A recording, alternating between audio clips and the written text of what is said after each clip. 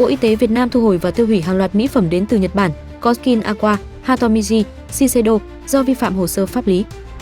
Cục Quản lý Dược, Bộ Y tế vừa ban hành quyết định xử phạt Công ty Thương mại Dịch vụ BB Việt Nam, đồng thời yêu cầu thu hồi, tiêu hủy 37 sản phẩm mỹ phẩm vi phạm, trong đó có sản phẩm kem chống nắng Anessa. Cụ thể, sản phẩm Anessa Perfect Ủy viên Sunscreen Skin Care Milk, Skin Aqua Tool cấp Ủy viên Essence Happiness Aura Rose nằm trong danh mục bị thu hồi do doanh nghiệp không có hoặc không xuất trình được hồ sơ thông tin sản phẩm khi cơ quan chức năng kiểm tra.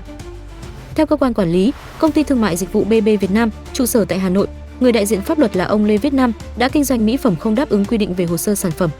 Vi phạm này được xác định đối với 37 sản phẩm cùng thời điểm kiểm tra là tình tiết tăng nặng.